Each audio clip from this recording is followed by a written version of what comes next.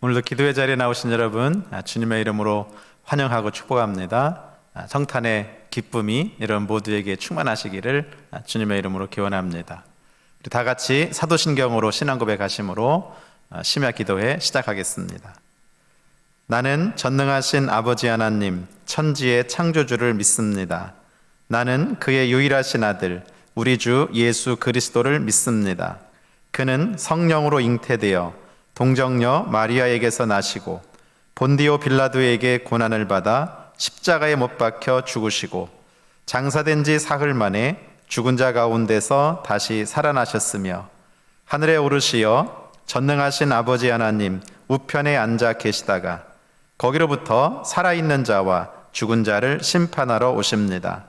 나는 성령을 믿으며 거룩한 공교회와 성도의 교제와 죄를 용서받는 것과 몸의 부활과 영생을 믿습니다. 아멘.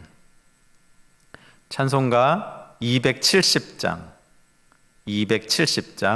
찬송하겠습니다.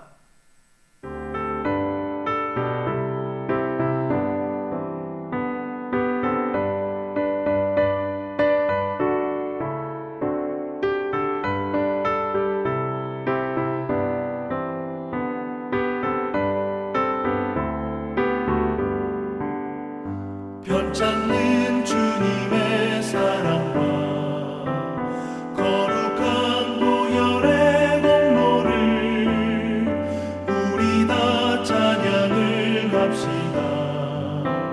주님을 만나볼 때까지 예수는 우리를 깨끗게 하시는 주시니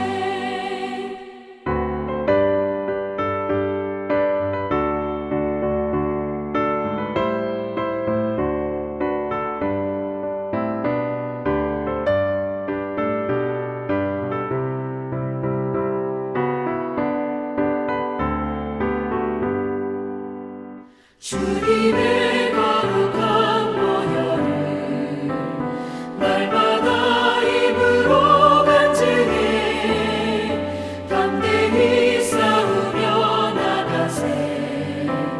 천국에 들어갈 때까지 예수는 우리를 깨끗게 하시는 주시니 그의 피 우리를 눈보다 더 희게 하셨네. 십자가 단단히 붙잡고 날마다 이기며 나가세. 머리에 면류관 쓰고서 주 앞에 찬양할 때까지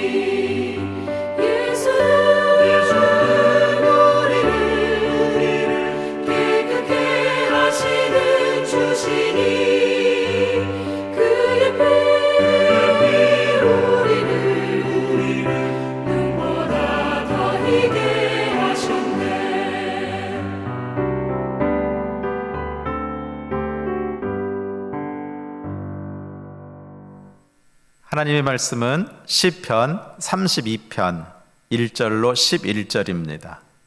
시편 32편 1절부터 11절 말씀 한 절씩 교독하겠습니다. 허물의 사함을 받고 자신의 죄가 가려진 자는 복이 있도다. 마음에 간사함이 없고 여호와께 정죄를 당하지 아니하는 자는 복이 있도다. 내가 입을 열지 아니할 때에 종일 신음함으로 내 뼈가 새하였도다. 주의 손이 주야로 나를 누르시오니 내 진액이 빠져서 여름 가뭄에 마름같이 되었나이다. 내가 이르기를 내 허물을 여호와께 자복하리라 하고 주께 내 죄를 아뢰고 내 죄악을 숨기지 아니하였더니 곧 주께서 내 죄악을 사하셨나이다. 이로 말미암아 모든 경건한 자는 주를 만날 기회를 얻어서 주께 기도할지라. 진실로 홍수가 범람할지라도 그에게 미치지 못하리이다. 주는 나의 은신처이오니 환난에서 나를 보호하시고 구원의 노래로 나를 두르시리이다. 내가 내 갈 길을 가르쳐 보이고 너를 주목하여 훈계하리로다. 너희는 무지한 말이나 노새같이 되지 말지어다. 그것들은 재갈과 굴레로 단속하지 아니하면 너희에게 가까이 가지 아니하리로다. 악인에게는 많은 슬픔이 있으나 여호와를 신뢰하는 자에게는 인자하심이 두루리로다. 너희 의인들아 여호와를 기뻐하며 즐거워할지어다. 마음이 정직한 너희들아 다 즐거이 외칠지어다. 아멘. 할렐루야. 오늘도 함께 하나님 말씀을 나눌 때 하나님의 성령께서 우리의 마음을 열어주시고 생각을 열어주셔서 은혜 받게 하실 줄을 믿습니다. 오늘 기쁘고 즐거운 성탄절입니다. 코로나19로 인해서 어렵고 답답한 시간을 지내지만 아기 예수님의 탄생으로 인해서 여러분의 마음 심령 가운데 주시는 하나님의 은혜와 평강은 더욱 충만하시기를 주님의 이름으로 기원합니다. 오늘 우리가 시편 32편을 다 같이 읽었습니다. 이 32편은 다윗의 마스길, 그렇게 부제가 붙어 있습니다. 저자는 다윗이고 마스길이라고 하는 말은 교훈이라는 말이거든요. 그러니까 다윗의 교훈시, 그런 의미입니다. 이 시편 32편은 우리 시편 중에 있는 7개의 참회 시가 있습니다. 그 중에 하나인데 그 내용이 철저하게 죄를 회개한 다음에 온전히 용서받은 자의 행복을 노래하고 있습니다. 오늘 이 32편의 배경은 시편 6편이나 51편의 배경과 같습니다. 다윗이 우리아의 아내 밧세바를 범한 다음에, 그 죄를 저지른 다음에 나단 선지자의 책망을 듣고 나서 그 후에 지은 그런 시들입니다. 이 32편, 특별히 이 시는 죄 사함 받은 자의 복을 말씀합니다. 형식적으로는 참회의 시입니다만 죄를 용서받은 자의 감사 찬양의 시 또는 지혜의 시라고도 말할 수 있습니다. 먼저 다윗은 1절, 2절에서 죄 사함의 복을 선언합니다. 1절, 2절 말씀에 허물의 사함을 받고 자신의 죄가 가려진 자는 복이 있도다.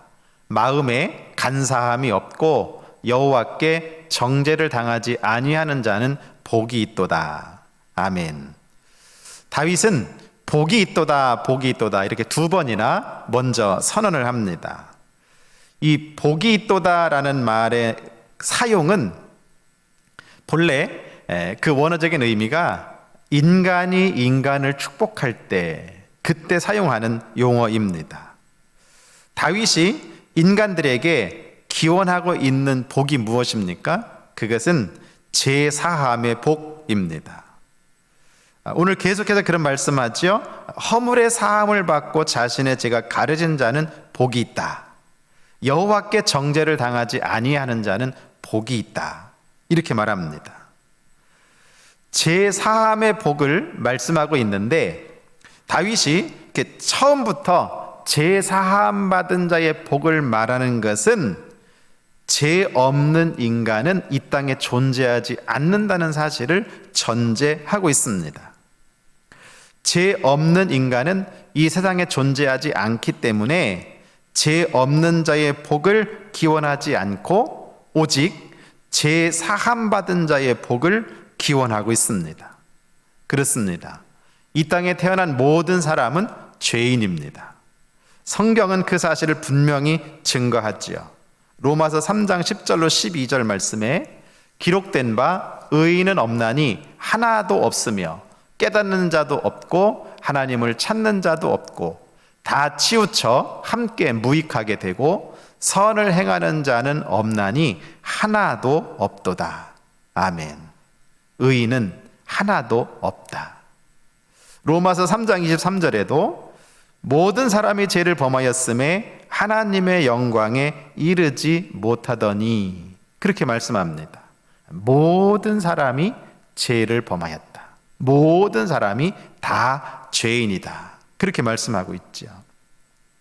모든 인간은 성경대로 하면 용서받아야 할 죄인입니다. 이렇게 말하면 많은 사람들이 죄인이라고 하는 말에 대해서 거부 반응을 일으킵니다. 나는 잘못한 것도 없는데 왜 교회만 가면 죄인이라고 말하고 회개하라 그리고 왜 그렇게 말하느냐 하는 거지요. 성경에서는 죄의 개념을 두 가지로 정리합니다. 법적이고 도덕적인 개념과 그리고 관계적인 개념의 죄를 말씀합니다. 우리의 삶이나 내 행동으로 짓는 죄는 자범죄입니다. 그 자범죄는 우리는 보통 법적인 개념의 죄, 도덕적인 개념의 죄로 그렇게 이해하고 받아들입니다. 그러나 이 자범죄보다 더 큰 개념의 죄가 있는데 그것은 관계적 개념의 죄입니다. 인류의 조상인 아담이 지은 죄이죠. 하나님이 아담을 창조하시고 아담을 에덴 동산에 살게 하시고 그 에덴 동산에서 어떻게 살아야 할 것을 하나님이 가르쳐 주시고 그리고 하나님과 아담이 함께 하는 관계 속에 살도록 만드셨어요. 그런데 아담이 그 하나님과의 관계를 끊죠. 하나님 말씀을 듣지 않고 그리고 오히려 악한 마귀 사단의 유혹에 넘어가서 먹지 말라고 한 선악과를 먹고 결국 그것은 하나님과의 관계를 끊어뜨리는 그런 죄를 저지르게 된 것이죠. 이 아담의 죄는 계속해서 무서운 것이 그의 후손들에게 유전된다는 것입니다. 그래서 아담의 후손으로 태어난 모든 인간은 아담이 지은 원죄를 가지고 태어납니다. 그래서 성경은 자범죄보다 더 큰 죄로 이 원죄를 말씀합니다. 여러분, 오늘 다윗도 그렇습니다. 자기가 행동으로 죄를 저질렀어요. 우리아의 아내 밧세바를 간음했고 그 죄를 덮으려고 우리아를 불러서 전쟁 중에 불러서 동침하게 하려고 했는데 실패하니까 그 우리아를 전쟁 위험한 곳에 보내서 결국은 죽게 만듭니다. 그런 엄청난 죄를 저질렀지요. 그런 다음에 그 다윗이 자기가 동침했던 그 밧세바를 데려다가 자기 아내 삼았잖아요. 이런 행동의 죄 그것도 있습니다만은 자범죄도 있습니다만은 더 큰 죄는 원죄죠. 원죄. 관계를 부정하는 거. 예를 들면 이렇게 설명할 수 있을 겁니다. 우리가 부모님과 자녀로서 관계가 있지요. 그래서 이 세상에 인류의 인구의 절반은 남자고 절반은 여자지만 그 중에 오직 나의 아버지는 한 분이고 나의 어머니도 한 분이죠. 그래서 어머니, 아버지 그렇게 부르잖아요. 이 관계예요, 관계. 근데 부모님에게 잘못할 수 있죠. 우리의 삶이나 행동으로 부모님께 죄를 지을 수 있습니다. 세상에서의 죄는 다 그런 것을 죄라고 인정하고 법적으로 벌도 주고 하잖아요. 근데 사실은 그 죄보다요 더 큰 죄가 있는데 그것은 부모님과의 관계를 인정하지 않는 것, 부모님과의 관계를 끊어버리는 것, 그것은 더 큰 죄죠. 그래서 로마서의 말씀은 그런 입장에서 그런 개념으로 모든 사람이 죄를 범하였다. 모든 인간은 용서받아야 될 죄인이다. 그렇게 말씀하고 있는 겁니다. 오늘 다윗은 이런 원죄도 있지만 자기가 행동으로 저지른 자범죄 그것까지 포함해서 하나님께 용서받는 자의 복을 말씀합니다.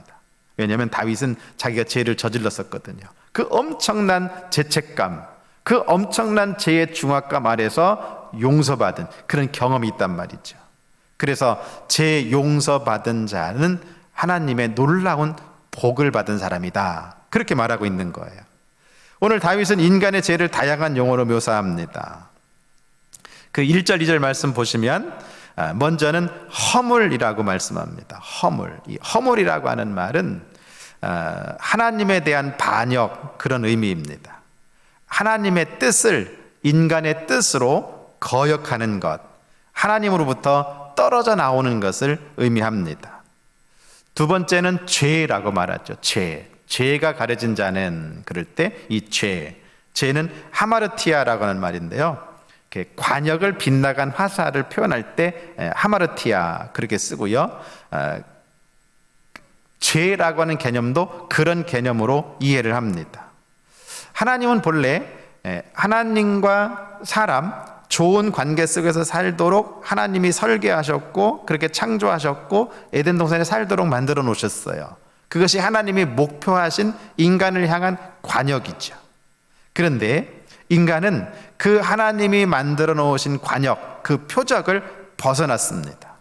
하나님의 말씀대로 순종하지 않았고, 그리고 먹지 말라고 한 선악과를 먹어버렸고, 하나님을 부정한 그런 죄를 저지른 것이죠. 하나님이 주신 참된 길, 참된 진리에서 벗어난 것입니다. 세 번째 개념은 정죄라는 개념을 썼지요. 왜곡된 것입니다. 하나님의 뜻에 순종하지 않는 태도입니다. 하나님의 뜻을 존중하지 않는 태도를 의미합니다. 이 세 개의 용어들을 보면 적어도 인간이 저지를 수 있는 죄의 다양한 양상들을 전부 포함하고 있습니다. 다윗은 이 죄악들로부터 구원받는 자들만이 진정으로 복된 사람이라고 선포하고 있는 것입니다. 그런가 하면 이렇게 죄에 대해서도 다양하게 묘사하지만 죄 용서에 대한 사죄에 대한 용어도 나열합니다. 먼저 허물의 사함을 얻고, 그렇게 말씀했지요. 허물, 죄가 있습니다. 그런데 사함을 받는 자가 복이 있다. 이 사함을 받는다, 사함을 얻는다, 그 말은 짐을 들어 올린다, 나른다, 그런 개념이 있습니다. 죄를 짐으로 보고 하나님께서 죄악의 짐을 다 치워버려 주시는 거, 옮겨 주시는 거, 날라버려서 없어져 버린 거, 그것을 말합니다. 두 번째는 죄가 가려진 자는 복이 있다, 그렇게 말씀했지요. 죄가 가려졌다. 이 가려졌다는 말은 덮는다는 말이거든요. 다 덮어버렸어요. 가려지면 보이지 않습니다. 덮어버리면 보이지 않습니다. 더러운 세상에 흰 눈이 내리면 흰 눈이 이 세상의 모든 더러운 것들을 다 덮어서 하얗게 깨끗하게 만드는 것처럼 우리의 죄를 하나님은 다 덮어버리셨다. 용서하신 거죠. 그런 자가 복이 있다. 세 번째는 정죄를 당하지 아니하는 자는 복이 있다, 그렇게 말씀합니다. 정죄를 당하지 않는다. 죄를 저질렀어요. 근데 죄에 대한 그 책임을 당하지 않는다, 체벌을 당하지 않는다, 그 말은 하나님께서 죄에 대한 책임을 일체 전가하지 않으신다, 그런 의미입니다. 이 죄사함과 관련된 세 용어의 의미를 통해서 볼 때 하나님의 죄사함은 너무나도 실제적이고 완전한 것임을 분명히 알 수 있지요. 그래서 다윗은 그렇게 선언하는 겁니다. 허물의 사함을 받고 자신의 죄가 가려진 자는 복이 있다. 마음에 간사함이 없고 여호와께 정죄를 당하지 아니하는 자는 복이 있다. 그렇습니다. 여러분, 죄 사함을 받은 자가 복이 있습니다. 오늘 이 밤에 하나님 말씀 듣고 기도하는 저와 여러분에게도 하나님이 주시는 이 죄 사함의 복이 충만하시기를 주님의 이름으로 축원합니다. 두 번째, 다윗은 이 죄 사함의 복을 말하면서 그 죄 사함의 복을 받기 위해서는 먼저 해야 할 것이 하나 있다고 말씀합니다. 1절 2절 말씀 보면 허물의 사함을 받고 자신의 죄가 가려진 자는 복이 있도다. 마음에 간사함이 없고 여호와께 정죄를 당하지 아니하는 자는 복이 있도다. 이 말씀 속에서 먼저 전제되어야 될 제사함의 복을 받기 이전에 전제된 사항이 하나 있는데, 그것이 뭐냐면 마음에 간사함이 없고 라는 말씀이에요. 이 간사라고 하는 말, 간사함이라고 하는 말은 속임이라고 하는 말인데, 하나님의 완전한 제사함의 은총을 받으려면 인간이 자신의 죄를 하나도 속임없이 하나님 앞에 낱낱이 드러내야 한다고 하는 말입니다. 하나님 앞에서 나는 이런 죄를 지었습니다, 나에게는 이런 죄가 있습니다, 이렇게 고백해야 한다는 것이죠. 가리거나 숨기거나 속이지 않고, 그래야 제사함의 복을 받을 수 있다. 요한일서 1장 8절로 9절 말씀 보면, 만일 우리가 죄가 없다고 말하면 스스로 속이고 또 진리가 우리 속에 있지 아니할 것이요, 만일 우리가 우리 죄를 자백하면 그는 미쁘시고 의로우사 우리 죄를 사하시며 우리를 모든 불의에서 깨끗하게 하실 것이요. 아멘. 두 가지 경우를 말씀하고 있지요. 만약에 우리가 죄가 없다고 말할 때, 간사해서 내가 나를 속일 때, 또 반대로 만일 우리가 우리 죄를 자백하면, 속이거나 간사하지 않고 내 죄를 자백할 경우, 그 결과는 엄청나죠. 죄가 없다고 말할 때는 스스로 속이는 것이다. 그래서 진리는 우리 속에 있지 않습니다. 거짓만 가득 있는 거죠. 그러나 죄를 자백하면, 죄가 있다고 고백하면, 그러면 미쁘시고 의로우신 우리 하나님은 우리 죄를 사하신다. 우리 죄를 다 용서하신다. 우리 죄가 아무리 크고 우리 죄가 아무리 중하더라도 우리 하나님은 그것을 다 용서해 주신다. 그래서 하나도 정죄함을 받거나 하나도 죄에 대한 책임을 물지 않게 된다. 그렇게 하신다는 거죠.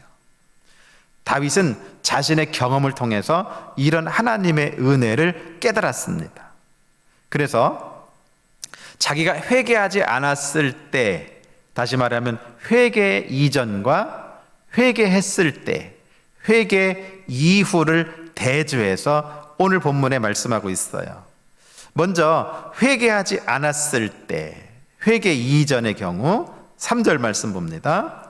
내가 입을 열지 아니할 때에 종일 신음함으로 내 뼈가 쇠하였도다.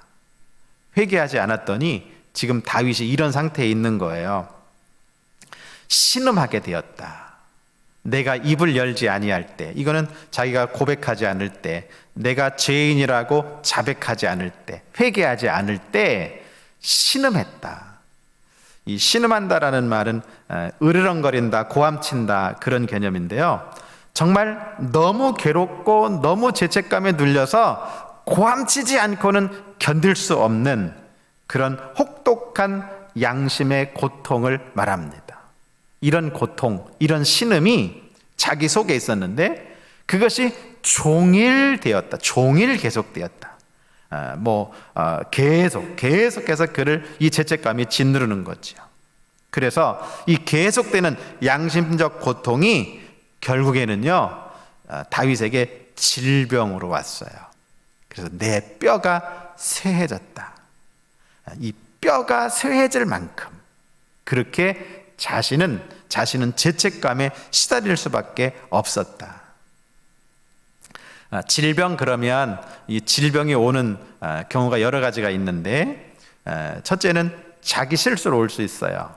자기가 잘 관리하지 못해서, 그래서 과로한다든지 과식한다든지 과음했을 경우에, 또는 운동하고 잘 몸을 관리하지 않아서, 건강하게 관리하지 않아서 과체중이 되었다든지, 이럴 경우에 질병이 오거든요. 그런가 하면 성경은 마귀의 시험에 의해서도 질병이 올 수 있다고 말합니다. 그럴 수 있습니다. 악한 마귀가 마치 욥을 괴롭힌 것처럼 우리에게 질병 줄 수 있어요. 또 성경은 한 가지 더 이야기하는데 오늘 본문과 관련된 것이지요. 죄를 지었을 때 그 죄책감 때문에 질병이 올 수 있습니다. 시편 6편 1절 2절 말씀 보면 다윗이 그런 사실을 이렇게 기록합니다. 여호와여, 주의 분노로 나를 책망하지 마시오며 주의 진노로 나를 징계하지 마옵소서. 여호와여, 내가 수척하였사오니 내게 은혜를 베푸소서. 여호와여, 나의 뼈가 떨리오니 나를 고치소서. 다윗이 지금 수척해졌고 뼈가 떨릴 만큼 그런 질병 속에 있어요. 연약함 속에 있어요. 그런데 그것이 왜 왔느냐 하면 주의 분노, 주의 진노로 자기가 지금 책망받고 징계받고 있기 때문이라는 거죠. 잘못한 게 많은 거죠.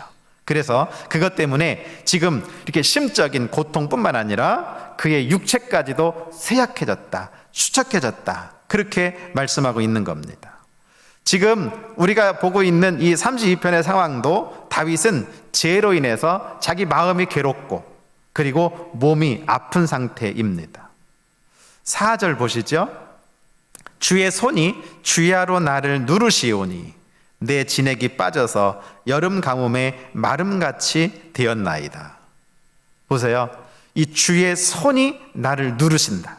이 주의 손은 회개하지 않는 자에게 내리시는 하나님의 진노의 손이거든요. 그 진노의 손이 주야로 떠나지 않았다. 계속 누르고 계시는 거죠. 그랬더니 다윗이 어떻게 되었어요? 자기 몸에서 진액이 다 빠져나갔어요.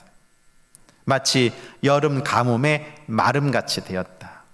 여름 가뭄에 여러분 땅이 말라서 나무가 다 죽어버리고 그리고 땅바닥이 쩍쩍 갈라지고 물 한 방울, 습기 한 방울 느낄 수 없는 그런 상태, 그렇게 되어버렸다. 자신이 그렇게 수척해지고 자신이 그렇게 쇠해졌다는 것을 말씀하고 있죠. 여러분, 죄를 회개하지 않았을 때, 자신의 죄를 회개하지 않았을 때 다윗의 상태는 이런 상태였어요. 그런가 하면 다윗이 회개했을 때, 회개 이후의 상태, 어떤 결과가 나타납니까? 5절부터 말씀하는데 5절 보시면 내가 이르기를 내 허물을 여호와께 자복하리라 하고 주께 내 죄를 아뢰고 내 죄악을 숨기지 아니하였더니 곧 주께서 내 죄악을 사하셨나이다. 아멘. 다윗이 스스로 내 허물을 여호와께 내가 자복하겠다. 자복한다는 말은 회개한다는 말이거든요. 있는 그대로 솔직하게 다 고백하고 털어놓겠다는 말이거든요. 그렇게 마음 먹고 자기의 죄를 하나님께 아뢰고 하나님께 숨기지 않고 다 말씀드렸더니 하나님이 어떻게 하셨다고요? 내 죄악을 사하셨다. 내 죄악을 용서해 주셨다. 제 용서의 복을 받은 것이죠. 이사야 1장 18절로 20절 말씀 보면 여호와께서 말씀하시되 오라 우리가 서로 변론하자. 너희의 죄가 주홍 같을지라도 눈과 같이 희어질 것이요 진홍같이 붉을지라도 양털같이 희게 되리라. 너희가 즐겨 순종하면 땅의 아름다운 소산을 먹을 것이요 너희가 거절하여 배반하면 칼에 삼켜지리라. 여호와의 입의 말씀이니라. 아멘. 무슨 말씀이에요? 회개하라는 것이죠. 회개하고 돌아와서 하나님 말씀에 순종하면 죄 용서함 받는다. 그러나 배반하면 멸망당한다.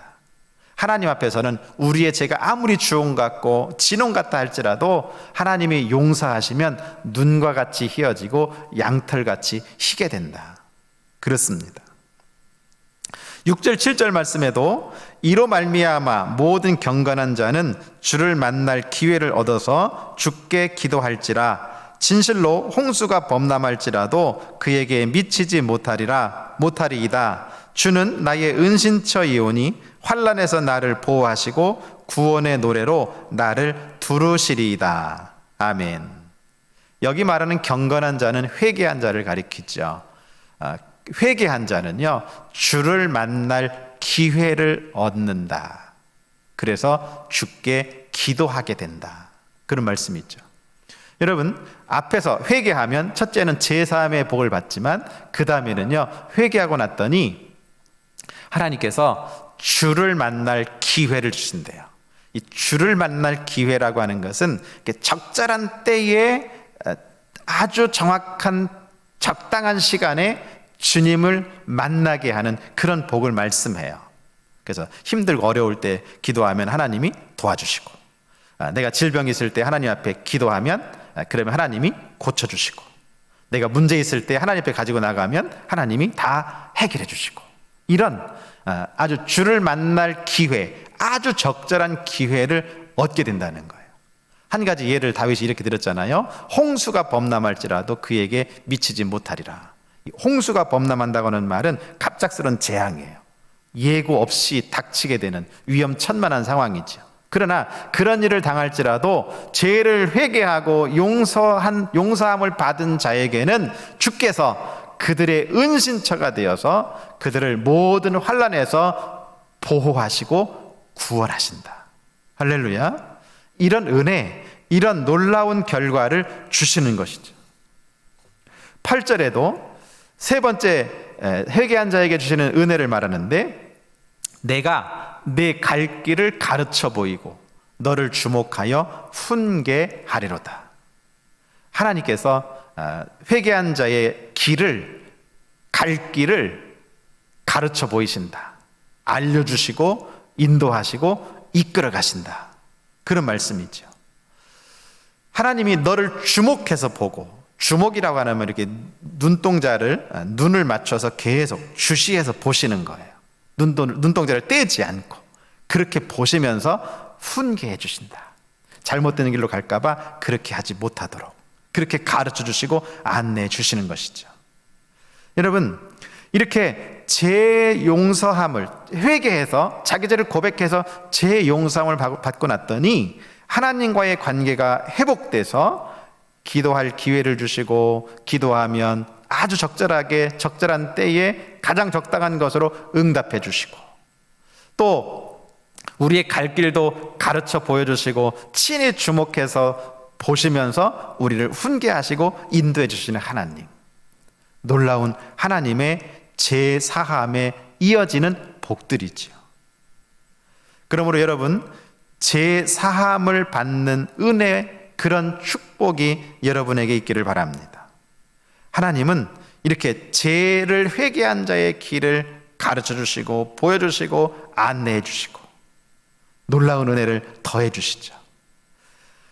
이렇게 놀라운 하나님의 은혜를 받기 위해서는 전제해야 될 중요한 사건이 하나 있습니다. 그것이 뭐라 그랬죠? 회개라 그랬어요. 회개. 우리 마음속에 간사함이 없어야 한다.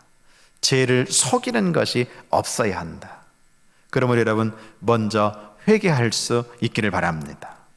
우리의 죄를 하나님 앞에서 자복할 수 있기를 바랍니다. 그러면 하나님은 우리의 죄를 다 용서하시고 우리를 구원하실 뿐만 아니라 모든 환난에서도 보호해 주시고 우리의 갈 길을 인도해 주실 줄로 믿습니다. 이런 은혜와 복이 여러분에게 함께 하시기를 주님의 이름으로 축원합니다. 세 번째, 다윗은 이렇게 죄 용서받은 자의 복을 선언하고 죄 용서받은 자에게 주어지는 복도 말하면서 자신이 경험자로서 마지막에는요, 너희들 꼭 이렇게 살아야 돼라고 권면, 조언하고 있습니다. 꼭 이렇게 살아야 할 것이 무엇이냐면 하나님의 말씀대로 순종하며 살라는 것입니다. 9절 말씀 봅니다. 너희는 무지한 말이나 노새같이 되지 말지어다. 그것들은 재갈과 굴레로 단속하지 아니하면 너희에게 가까이 가지 아니하리로다. 회개하라는 것이죠. 하나님 말씀에 순종하라는 거예요. 그렇지 않으면 너희가 무지한 말이나 노새같이 된다는 거예요. 이 무지한 말이나 노새, 이것들을 제어하려면 사람들이 재갈과 굴레로 단속을 하죠. 그렇습니다. 노새나 말은 주인의 말을 잘 안 듣고 제멋대로 날뛰잖아요. 그러면 주인은 그 날뛰는 노새나 말을 제어하기 위해서, 잘 길들이기 위해서 재갈과 굴레를 씌웁니다. 그러면 주인이 요구하는 대로, 주인이 명하는 대로 그렇게 일도 하고 그렇게 힘도 쓰고 하는 거죠. 잠언 26장 3절에 보니까 말에게는 채찍이요 나귀에게는 재갈이요 미련한 자의 등에는 막대기니라, 그렇게 말씀했어요. 참 재미있는 표현이죠. 말은 길들이려면 채찍이 필요하다. 나귀는 길들이려면 재갈이 필요하다. 그런데 미련한 사람을 길들이는 거는요, 등에 막대기래요. 하나님이 채찍을 드신다는 거죠. 하나님의 그 인생 채찍으로 사람을 길들이시겠다. 하나님 말씀을 잘 듣는 사람으로 만드시겠다. 그런 말씀이죠. 여러분, 우리가 어렸을 때 고집을 피우다가 부모님 말씀 안 듣고 고집 피우다가 결국에는 뭐 맞았어요? 매 맞았잖아요. 하나님께도 마찬가지라는 거예요.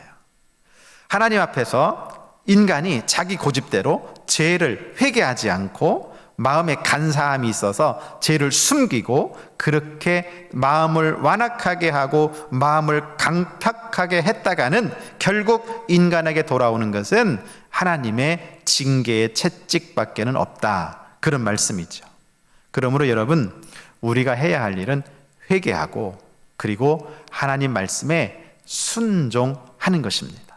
그것이 우리에게 유익이고 그것이 우리에게 복이고 그것이 우리에게 놀라운 하나님의 은총임을 여러분 기억하시기를 바랍니다. 10절 말씀 보면 악인에게는 많은 슬픔이 있으나 여호와를 신뢰하는 자에게는 인자하심이 두루리로다. 아멘. 여러분, 악인에게 왜 많은 슬픔이 있는 거예요? 악인은 죄를 회개하지 않은 사람들을 가리키거든요. 그들은 계속해서 죄를 회개하지 않으니까 하나님의 징계와 채찍이 있는 거예요. 그래서 하나님께 매맞고 바깥 어두운 데 내쫓겨서 거기서 슬피 울며 이를 가는 그런 결과를 가져온다는 거지요. 그러나 여호와를 신뢰하는 자에게는 인자하심이 있다. 여호와를 신뢰하는 자, 자기 죄를 회개하고 그리고 하나님 말씀에 순종하는 사람, 하나님을 믿는 사람, 그에게는 하나님의 인자하심이 있다. 여러분, 하나님은 그 큰 사랑으로 우리의 죄를 다 용서해 주시고 다시 우리를 하나님의 자녀 삼아 주시고 우리의 갈 길을 가르쳐 보이시고 마지막에는 하나님의 영원한 나라를 우리에게 상속해 주시는 줄을 믿으시기 바랍니다. 누가복음 15장 보면 탕자의 비유가 나오잖아요. 아버지의 재산을 다 탕진하고 거짓 신세가 되어서 나 아들이라 불러주지 말고 그냥 종의 하나로 그저 먹고 살게만 해주십시오. 이렇게 돌아온 아들을 향해서 아버지는 그의 목을 끌어안고 입 맞추고 그를 목욕시키고 더러운 옷을 다 벗기고 새 옷을 입히고 손에 인장 반지를 끼워주고 내 죽었던 아들이 돌아왔다. 송아지를 잡아서 잔치하지 않습니까? 여러분, 그것이 바로 오늘 본문에서 말하는 하나님을 신뢰하는 자에게 주시는 하나님의 인자하심이에요. 우리 하나님은 지금도 그러세요. 너희의 죄가 무엇이냐, 얼마나 큰 죄를 저질렀느냐, 이런 것을 따지시는 하나님이 아니에요. 우리가 회개하고 하나님 앞에 돌아가서 하나님 말씀에 순종하면 그러면 하나님은 우리에게 무조건 용서하시고 주의 인자하심으로 우리를 둘러주시는 하나님이십니다. 그 하나님이 오늘 이 세상에 오신 것이죠. 그 일을 하시기 위해서 우리를 찾아오신 것이죠. 여러분, 오늘 다윗은 이렇게 하나님의 죄 용서의 은혜, 하나님의 그 놀라우신 인자하심의 은혜를 말씀하면서 모든 사람들에게 너희도 이렇게 살아라, 그렇게 권면하고 있습니다. 11절 말씀이죠. 너희 의인들아 여호와를 기뻐하며 즐거워할지어다. 마음이 정직한 너희들아 다 즐거이 외칠지어다. 여기 말하는 의인들, 마음이 정직한 자들, 그것은 다 죄를 회개한 자들을 말하죠. 죄 용서받은 자들을 말해요. 그들은 여호와를 기뻐하며 즐거워할 것이다. 하나님을 노래하라는 거죠. 하나님께 찬송하라는 거예요. 하나님께 예배하라는 거예요. 왜? 이 놀라운 은혜를 우리에게 주셨기 때문이죠. 이 제사함의 복을 우리에게 주셨기 때문이죠. 그렇습니다. 죄 용서받은 우리 모두는 그 하나님을 찬송하고 그 하나님 앞에 경배하고 예배하고 영광을 돌려야 합니다. 오늘 성탄절에 우리에게 찾아오신 아기 예수님, 우리에게 찾아오신 하나님이시잖아요. 하나님이 사람 되어서 우리에게 오신 분, 그분이 예수님이시잖아요. 여러분, 그분을 향해서 우리는 이렇게 정말 죄 사함 받은 그 은혜와 복을 가지고 하나님을 찬송하고 하나님께 경배하고 하나님께 예물 드리고 우리의 온 인생을 다 드려서 헌신하며 충성하며 살아가야 될 줄로 믿습니다. 본래 사람은 전부 죄성을 가지고 태어났어요. 죄인으로 태어났어요. 그래서 여전히 죄성이 우리 마음속에 남아있고 우리가 살아가면서 죄 지을 수 있는 가능성도 있고 또 실제적으로 우리가 살아가면서 죄도 지을 수 있습니다. 근데 중요한 것은 죄 짓지 않는 것도 중요하지만 여러분, 우리가 죄를 지었을 때 빨리 회개하는 것은 더 중요합니다. 여러분, 죄를 지었을 때 빨리 회개하는 것만이 우리의 살 길임을 기억하시기 바랍니다. 천국은 의인이 가는 것이 아니라 용서받은 죄인이 가는 것입니다. 예수님이 오신 이유가 뭡니까? 죄인을 구원하러 오시지 않으셨습니까? 마태복음 1장 21절 말씀처럼 아들을 낳으리니 그 이름을 예수라 하라. 이는 그가 자기 백성을 그들의 죄에서 구원할 자이시다. 그렇습니다. 예수님 구원자로 오신 거예요. 우리의 죄를 다 용서하시는 사람으로 이 땅에 오신 거예요. 그분이 십자가에서 우리의 죄를 다 대속하셨어요. 우리의 죄를 대신해서 죽어주셨어요. 우리가 치러야 될 생명값을 예수님이 치루어 주신 거예요. 그리고 그 은혜를 믿는 자마다 하나님은 죄에서 용서해 주시는 용서의 은혜, 용서의 복을 주셨습니다. 마태복음 20장 28절에도 인자가 온 것은 섬김을 받으려 함이 아니라 도리어 섬기려 하고 자기 목숨을 많은 사람의 대속물로 주려 함이니라. 아멘. 요한복음 3장 16절로 17절에도 하나님이 세상을 이처럼 사랑하사 독생자를 주셨으니 이는 그를 믿는 자마다 멸망하지 않고 영생을 얻게 하려 하심이라. 하나님이 그 아들을 세상에 보내신 것은 세상을 심판하려 하심이 아니요 그로 말미암아 세상이 구원을 받게 하려 하심이라. 아멘. 여러분, 죄 지은 인간은 회개만이 살 길입니다. 회개해서 죄 사함의 복을 누리며 사시기를 바랍니다. 회개해서 이 땅에서도 하나님의 죄 용서와 보호와 인도함을 받고 그리고 마지막에는 하나님의 나라에서 주님과 더불어 영원히 사는 영생의 복을 누리시는 사랑하는 모든 성도들 되시기를 주님의 이름으로 축원합니다. 기도하겠습니다. 사랑의 주님, 감사합니다. 높고 높은 보좌 그 영광된 자리를 버리시고 낮고 천한 인간의 몸으로 오셔서 우리의 죄를 대속하시고 우리를 죄에서 구원해 주시고 하나님의 귀한 자녀 삼아 주심을 감사합니다. 오늘 우리가 시편 32편을 묵상하면서 죄 사함의 복을 함께 나누었는데 하나님이 베풀어 주신 죄 사함의 복을 우리가 기억하고 감사하면서 우리에게 죄 사함의 복을 주신 하나님을 영원히 찬송하며 높이며 그 하나님을 경배하며 그 하나님의 말씀에 따라 순종하며 살아갈 수 있는 저희들 되게 하여 주시옵소서. 이 성탄의 날에 우리에게 오신 하나님, 그 놀라우신 은혜와 사랑을 다시 한번 기억하며 하나님 앞에 겸손하게 주님 맞이하고 주님 주시는 은혜를 따라서 주의 말씀에 순종하며 우리에게 맡겨주신 하나님의 사명과 직분을 따라서 충성하며 살아갈 수 있는 우리 모두가 되게 하여 주시옵소서. 혹여라도 아직도 하나님을 믿지 아니하고 예수님을 영접하지 아니한 사람도 있다면 주님, 오늘 이 말씀 듣고 우리 모두가 주님을 영접하여 제사함의 은혜와 복을 누리는 믿음의 사람들, 복의 주인공들 다 되게 하여 주시옵소서. 이 땅에는 모든 사람들이 아담의 후손된 모든 인류가 오늘 나신 예수님, 구원자 예수님 영접하고 그리고 다 구원받아 제사함의 복을 이 땅에서도 누리며 살게 하시고 하나님의 인도하신 것 보호하신 가운데 살다가 하나님 나라 영생 복락에 들어갈 수 있는 귀한 은혜가 온 인류 가운데 이루어지도록 은혜 베풀어 주시옵소서. 감사드리옵고 살아계신 예수님의 이름으로 기도하옵나이다. 아멘. 찬송가 260장 찬송하겠습니다.